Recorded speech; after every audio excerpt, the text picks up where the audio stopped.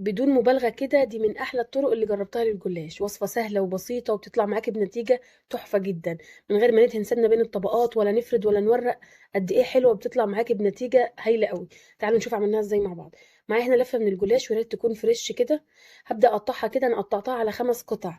انت شوفي لو عايزة حجم الجلاش أكبر من اللي انت شفتيه في أول الفيديو ممكن تقطعيها بس على 3. وبعدين هاخد واحدة واحدة افردها كده، وبعدين هاتني مثلث كده.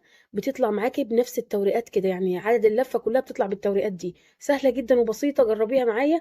يعني بنتني مثلث ونقطع، بنتني مثلث ونقطع، قد ايه حلوة وسهلة قوي.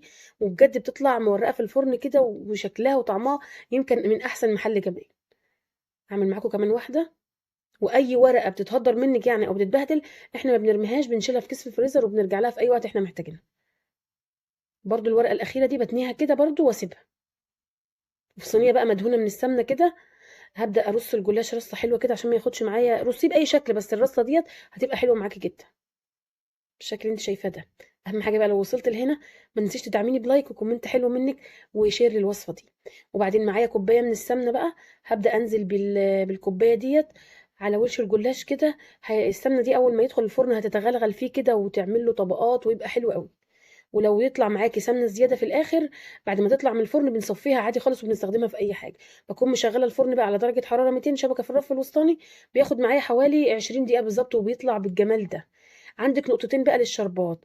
لو عايزه الجلاش ده طري شويه ما يبقاش ناشف قوي.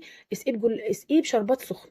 لو عايزاه مقرمش قوي اسقيه بشربات بارد. هسيب لك مقادير الشربات في اول تعليق مثبت. بيطلع بالجمال اللي انت شايفاه ده، بيطلع مورق وعامل طبقات كده. احنا كلناه كده من غير اي حشوات. انت كمان ممكن تحشيه. هفتح لك واحده دلوقتي ممكن تحشيها مكسرات، او ممكن تحشيها القشطه الكدابه اللي احنا بنعملها ديت. انا عاملاها قبل كده معاكم. بجد بجد وصفه سهله وحلوه جدا، اتمنى تعجبكم. ما تنسيش تدعميني بلايك وكومنت حلو منك وشير للوصفه دي.